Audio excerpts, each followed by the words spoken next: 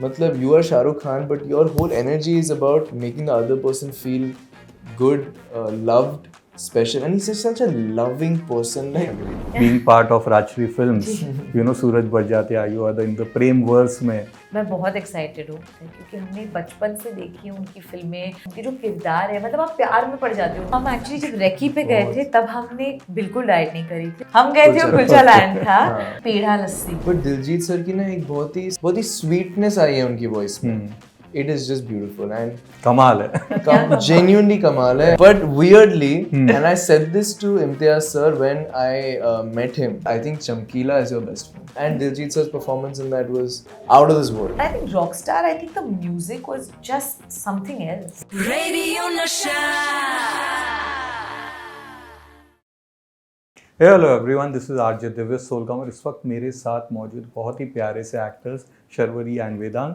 सबसे पहले congratulations. As I said कि जो ट्रेलर, टीज़र, गाने हमें तो बहुत पसंद आ रहे हैं, लेकिन आप दोनों से जानना चाहूँगा फीडबैक्स एंड रिएक्शंस कैसे आ रहे हैं. हाँ, अच्छा ही आ रहा है अभी तक एंड वी वेरी ग्रेटफुल कि हमें इतना प्यार मिल रहा है, इतना सपोर्ट मिल रहा है. और बस ऐसे जो भी हम एसेट्स निकालते रहें बाहर, सबको पसंद आते रहें जी. And eventually fingers cross movie भी सबको पसंद है. Of course, sure. सबसे ज़्यादा प्यार एक्चुअली उसी से जब लोग गानों पे रील्स बनाते हैं, हुक स्टेप्स रिक्रिएट करते हैं. तो आई थिंक वो बहुत ज़्यादा हार्ट वार्मिंग है क्योंकि आपके दिन में से आप 5-10 मिनट निकाल के कुछ अगर कर रहे हो, और सबकी बड़ी भाग दौड़ वाली ज़िंदगी होती है, बट उसमें से भी आई थिंक अगर कुछ किसी को अच्छा लग जाता है, उस पर एक कुछ क्रिएट करते हैं, तो आई थिंक वो सबसे क्यूट और सबसे हार्ट वार्मिंग चीज़ होती है. Of course. यू नो, अगर हम प्री 70s 80s में अगर देखें तो राज कपूर साहब जो रोमांटिक फिल्में बनाते थे तो कहते थे कि being part of his cinema is being एक ब्लेसिंग्स होता है. उसके बाद यश चोपड़ा था, उनका नाम था कि everybody wanted to be Yash Chopra's hero heroine. And then post 2000 it's Imtiaz Ali, the king of romance. तो जब आप दोनों को ऑफर फिल्म की जब स्क्रिप्ट आई तो क्या रिएक्शन था, फीडबैक्स? आई थिंक सबसे ज़्यादा तो शॉकिंग था क्योंकि वही होता है एज एन एक्टर. मैंने हमेशा होप किया है कि इम्तियाज़ सर की फिल्म्स का मैं एक हिस्सा बनूं, स्पेशली क्योंकि वो अपनी फीमेल कैरेक्टर्स इतनी बेहतरीन तरीके से लिखते हैं कि आपने जब उनकी फिल्में देखी होती है प्रीवियसली तो आपको हमेशा कुछ ना कुछ आपके दिल में रह जाता है, कुछ कनेक्ट हो जाता है. तो एज एन एक्टर ऑफकोर्स आप चाहते हो कि यार काश कभी मैं भी इस सेट पे जाऊँ या इम्तियाज़ सर मुझे डायरेक्ट करे. तो हम यही ऑफिस में थे और हम ऐसे कैजुअली मिले थे एक पॉइंट पे, जब हमने बहुत सारी बातें की. हमने रियलाइज़ किया कि हम दोनों बहुत बड़े फूडीज़ हैं और हमने सिर्फ खाने पे बात की थी फॉर लाइक एन आवर, और फिल्मों पे कुछ बात नहीं हुई. बट इवेंचुअली जब मुझे पता चला कि सर एक फिल्म बना रहे हैं तो आई हैड मैसेज्ड हिम. मैंने रीच आउट किया था कि sir I would love to audition, read, look test, whatever, but I just really I want a chance to prove myself, and I remember he had said कि I'm not thinking of casting right now, but when I will, I'll keep you in mind.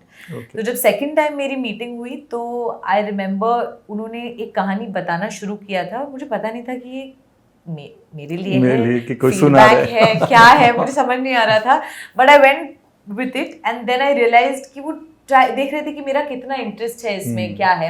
And I think by the end of it, I realized, okay, so this is the film he's making, and then I asked for the script, and I think that's how it went. But I think it was like a pinch me moment for me. घर जाके Yahoo. नहीं, actually ना मेरे साथ ये Yahoo वाला moment भी नहीं हुआ. इन अ वियर्ड वे, पता नहीं क्या क्वालिटी है मेरे बारे में कि मैं ठीक से चीज़ें प्रोसेस नहीं कर पाता हूँ. Okay.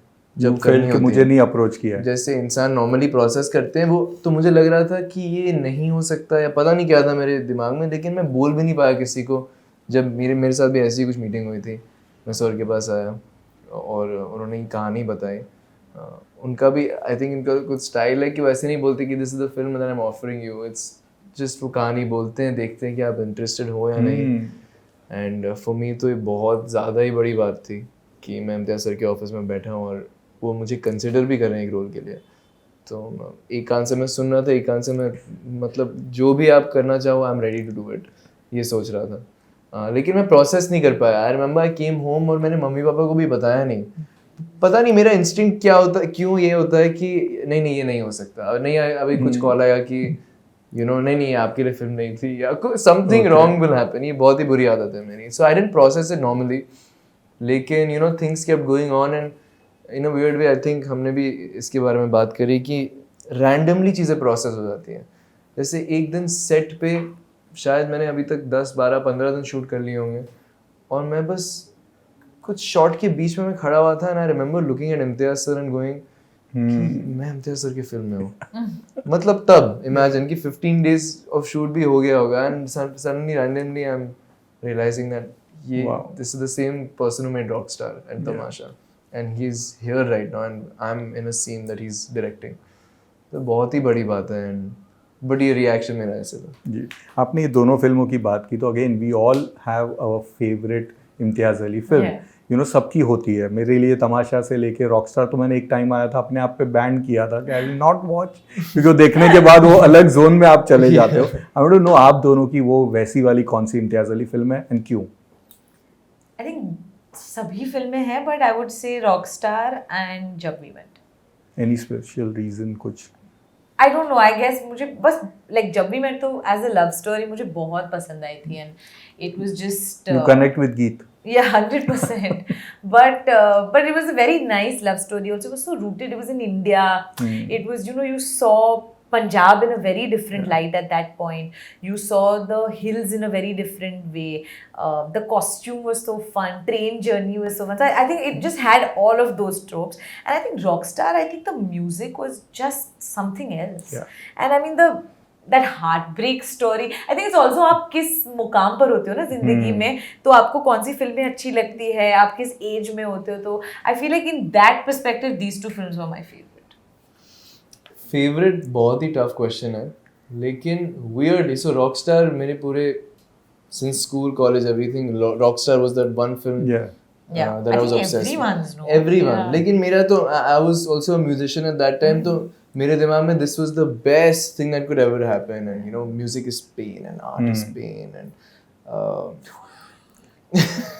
I had my teenage phase. Okay, yeah, that's what I said. yeah, Depends on which phase you were exactly, in life. exactly. That's Very what well I said. Also, I'm pretty sure I've said this and you've No. 100%. I'm not chapoing चलो anything. ठीक है, चलो I ठीक है, just give want me to a say that you have You were saying this and I was copied like, from me and now you're saying मैंने ही बोला होगा. ये मैंने कभी किया तुमसे? Impossible. Just complete your statement. Anyway, so yeah, let her take credit for this. But weirdly, and I said this to Imtiaz sir when I met him, और ये इसी फिल्म के बारे में बात हो रही थी, उससे एक पहले एक मीटिंग थी, and I said कि sir, I think चमकीला is your best film.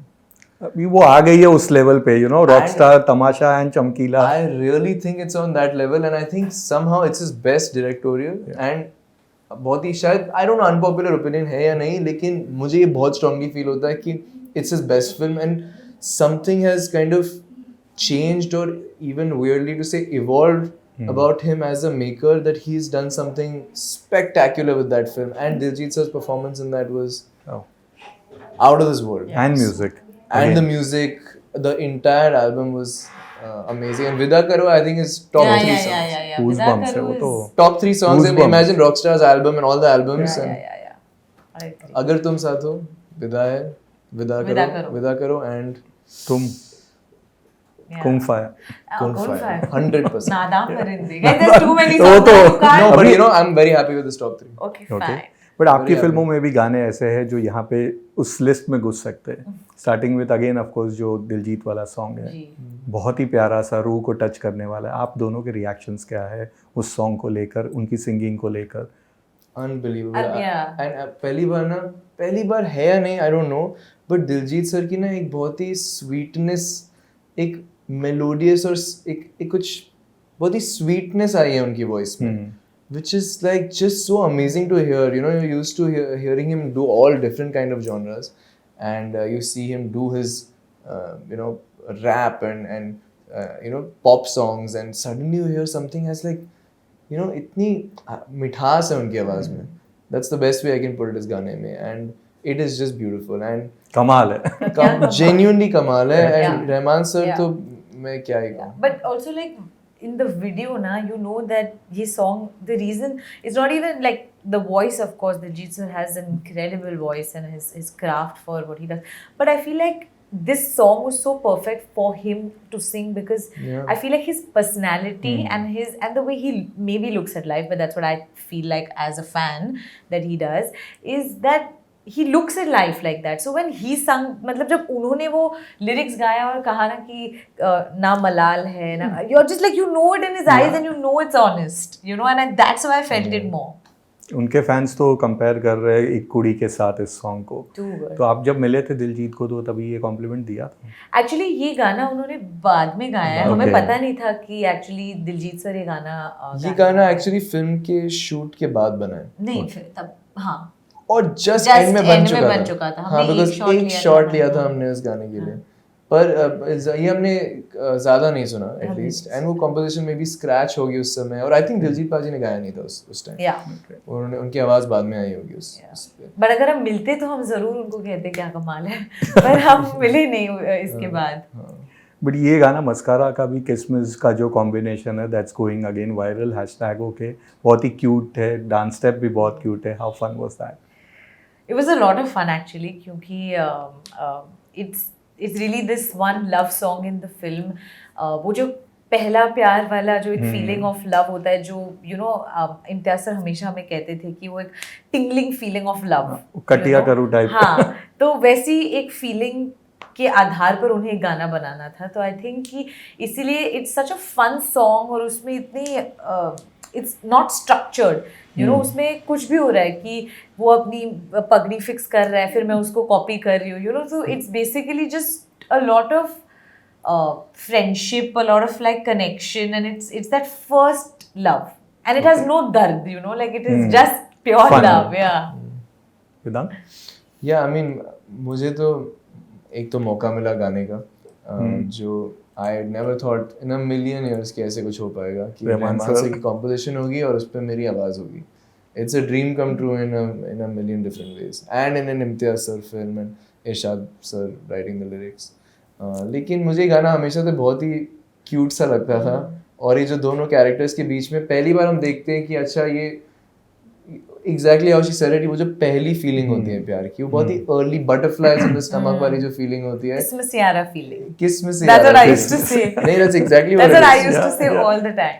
क्योंकि it's kind of like वो किस में से यारा, पता नहीं वो उसका कोई मतलब वर्ड ही नहीं है। हाँ, रहमान उसका- सर ने एक्चुअली कहा था to the Yeah. Music, to the singer, is what Imtiaz sir told me, कि आप कुछ भी बोल दो, क्योंकि it needs to be silly, Okay. क्योंकि आपको there is no word for what you feel when you fall in love. तो यू नो, तो that's when they were saying lots of these different things, and in that they said किस्मत यारा, and they loved it. बहुत ऐसा कोई cute शब्द ही है। नहीं है, बट अब हमने बना लिया, first feeling of love is किस्मत यारा। किस में से यारा, and it kind of encapsulates it perfectly also. True. किस में से यारा. So I mean that I think it was a fun song to shoot, and had a lot of cute moments. तो मजा आया। आपने कहा कि आपने इम्तियाज़ के साथ फूड पे कनेक्ट किया जी, था, एंड जी। He is also, we all know his photos भी जो डालते हैं, हर जगह पे ट्रैवल करते हैं फोटोज खाने। आप लोगों ने पंजाब में शूट किया, जी। I am sure he must have treated you guys with all those delicacies. He actually Yeah. gave some great suggestions. Yeah, he gave us. Yeah. तो और- डाइट छोड़ के खाया था कि नहीं खाया? हाँ, हम एक्चुअली जब रेकी पे गए थे तब हमने बिल्कुल डाइट नहीं करी थी, और हमने बहुत खाना खाया था।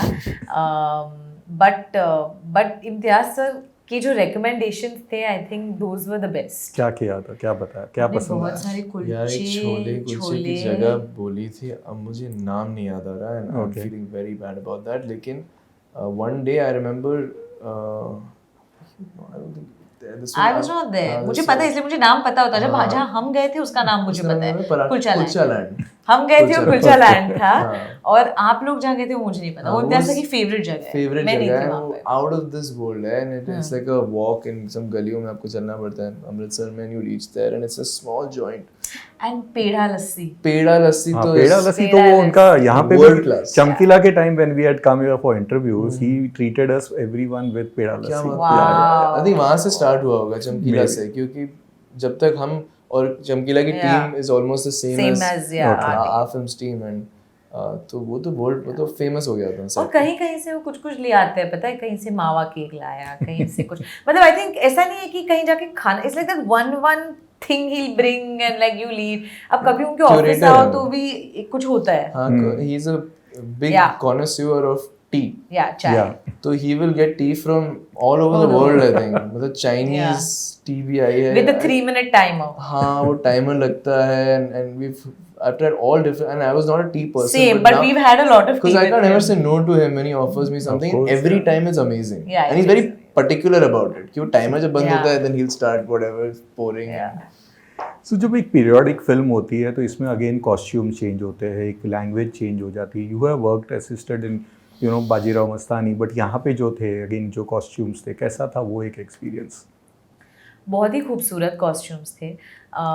शीतल जो हमारी कॉस्ट्यूम डिज़ाइनर है उनको बहुत ज़्यादा श्रेय जाता है इसके लिए, क्योंकि उन्होंने ऑफ कोर्स उनकी रिसर्च और वो सब तो आउटस्टैंडिंग है, बट वो भी देखना कि हर एक्टर मतलब या हर किरदार पर क्या सूट भी होता है, क्योंकि ऑप्शंस इतने होते हैं, बट उनको उन पे क्या अच्छा दिखता है, क्या जचता है, वहाँ की हेयर स्टाइल्स क्या थी, ज्वेलरी से लेके जूतों तक. आई थिंक उन्होंने बहुत रिसर्च की थी, उससे हमें बहुत ज़्यादा हेल्प मिलती है, क्योंकि जैसे आप वो कपड़े पहन लेते हो आप सडनली अलग चलने लग जाते हो या अलग फील करने लग जाते हो. तो आई रिमेंबर कि उस एरा में घुसने के लिए ना, जैसे आप कॉस्ट्यूम पहन लेते हो, या फिर इन माय केस एक्चुअली जैसे मैं वो काजल लगा लेती थी, क्योंकि आई रिमेंबर मैं लुक टेस्ट पे आई थी, इम्तियाज सर ने कहा था लुक टेस्ट में सारा मेकअप हटाया तो काजल लगाओ बस, और आई थिंक उतना ही हमने किया था, और एग्जैक्टली वो लुक हमने पूरे फिल्म में कैरी किया है. और आई रिमेंबर कि बस वो काजल लगाते ही, कपड़े पहनते ही मुझे I used to feel like Jiya transform. मेरे लिए तो पहले तो बहुत बड़ी बात थी वो पगड़ी पहनना. एंड आई रिमेंबर हर दिन सुबह जब मैं रेडी होता था तो एक पगड़ी आर्टिस्ट आते थे, सिमरन बाजी था उनका नाम, और वो मुझे पहनाते थे जब मैं रेडी हो चुका होता था. और वो फीलिंग तो आई can't put it into words. और एवरी टाइम वो प्रोसेस जब स्टार्ट होता था पगड़ी पहनाने का, और मुझे ऐसे करके पकड़ना होता था उसका एंड, वो 5-6 मिनट मैं कम्प्लीटली अपनी आंखें बंद कर देता था. And it was like a meditative experience for me. And actually उस जब भी वो ऊपर आ जाती थी मेरे सर पे, I used to feel like I have now become Keenu. वो एक it's like I suddenly it was like a portal into that character. तो definitely when you wear something, the shoes you wear, जो आप कपड़े पहनते हो, इन दिस केस जो मैं पगड़ी पहन रहा था, it completely changes everything and the way you walk, talk, behave. And एक दो चीज़ें होती हैं जिससे आपको कैरेक्टर का एक्सेस मिल जाता है. And weirdly, actually, with Sheetal, I used to discuss that उस time का जो fashion है, it's so relevant today. Yeah. At least for the things that I'm wearing, like high-waisted pants and tucked in shirt and like formal shoes, and not loose but not fitted also, and ऐसे kind of कपड़े तो मैं अभी भी पहन रहा हूँ. I guess like this is something maybe not so much print, but the type of silhouettes are very relevant today. तो ऐसे भी साइकिल्स होते हैं, जैसे 90s की चीजें शायद अब इतना नहीं पहन पाओगे आप, may be, but that 40s somehow was But we did not recognize you in the first look. जब आया था तभी पहले सबका ये था कौन है, अरे तो वो है, तो बहुत बढ़िया रहा वो. Again RD. बर्मन का बर्थ एनिवर्सरी आ रही है, and you have been part of a very good song, उनका एक फूलों का तारों का.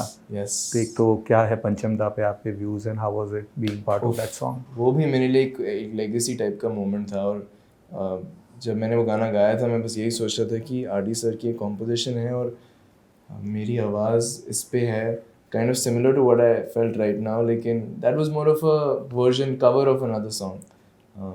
लेकिन मतलब ही इज़ अ लेजेंड यार, I can't put it any better than that. He is one of the finest musicians we had in the country. And मेरे लिए प्रिविलेज की बात है कि मैंने उनका ये कॉम्पोजिशन उस तरीके से गाया अभी. 90s की बात की तो आपकी जो नेक्स्ट फिल्म है, एक 90s के भी जो ड्रीम लिस्ट होता था, being part of Rajshri films, Suraj Barjatya आयु अद इन द प्रेम वर्स में, बहुत ही कमाल का म्यूजिक जो सुनने में आया हिमेश रेशमिया का है. How is that feeling? कितने एक्साइटेड है आप? मैं बहुत एक्साइटेड हूँ. आई थिंक मैंने मतलब Suraj ji is the best person on planet Earth. मैं ये मतलब it's proven fact and that's it. Like I would never change my statement. उनके साथ पहले तो मेरे लिए बहुत बड़ी बात है कि उन्होंने अपना एक कोई लिखा हुआ किरदार मुझ में देखा. वो एक फैमिली एंटरटेनिंग लव स्टोरी के साथ इतनी टाइम बाद आ रहे हैं. तो इस जर्नी का हिस्सा बनना मेरे लिए बहुत बड़ी बात है, क्योंकि हमने बचपन से देखी है उनकी फिल्में, उनके जो किरदार है, मतलब आप प्यार में पड़ जाते हो उनके सबकी, क्योंकि आई थिंक वो जो उनका जो एक नज़रिया है ना किसी जो लाइफ को देखने का, आई थिंक नॉट किरदारों को, लाइफ को देखने का उनका जो नज़रिया है ना, वो बस वो पर्दे पर खड़ा कर देते हैं। और आई थिंक वो जो है, आई थिंक मेरे लिए सबसे बेस्ट एक्सपीरियंस रहा है। Shahrukh Khan fan club has reached out to us saying that कि अगेन आपने एक बहुत पागलपन फैंडम किया था, रास्ते पे खड़े रहे थे 50th बर्थडे पे मैंने एंजॉय किया। क्या हुआ था वो? This is how many years ago? And you wore a T-shirt also from Yeah, SRK yeah. fan club. No, because they were giving it there. Okay. So me and my friend actually went. It was Shahrukh 50th birthday, and that time I remember मैं assist कर रही थी on Bajirao Mastani, so I was an assistant director. I was a huge Shahrukh Khan fan. So I was in Bandra. We went there. बहुत भीड़ थी, buses में लोग आए हुए थे, and everybody was waiting to see Shahrukh sir. And while everybody was waiting, I was also there. And then they started giving out T-shirts. कि मतलब there was a printed T-shirt made. वो सबको दे रहे थे, तो मैंने भी पहन ली थी. And I remember Shahrukh sir coming in the balcony and like waving at everyone. It was a big moment. Like actually more than the feeling of seeing Shahrukh sir, there is a feeling of the love that is there. The euphoria. The euphoria and the love that people have for him. That experience is something else. It's like goosebumps when I think about it. उनको बताया था फिर बाद में नहीं. इसके बारे में? You never told? No, I didn't.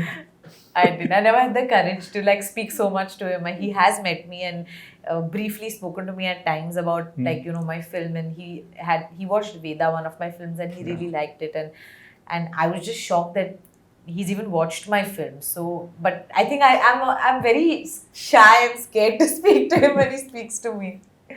आपके साथ ऐसा कुछ हुआ था when you met him? Oh God, मतलब I couldn't believe what was happening to me. But like she said, the feeling that I remember na, it's not that I just saw Shah Rukh Khan or I met him. It's that he makes you feel special. Yeah. मतलब it's a crazy thing to even think of. मतलब you are Shah Rukh Khan, but your whole energy is about making the other person feel good, loved, special, and he's just such a loving person. Like it's unbelievable. I feel like everyone should meet Shah Rukh Khan once, because you feel like there is no better person ever than that, because he makes you feel like that. He makes an effort to make you feel like that. So मेरे साथ भी कुछ ऐसा ही हुआ था. Wow. So सवाल तो बहुत सारे, लेकिन of course वक्त का तकाजा है. So wishing you guys all the best for all your future ventures, and thank you for being with us. Thank you Thank you so Ravi. much. Thank you. Radio Nasha.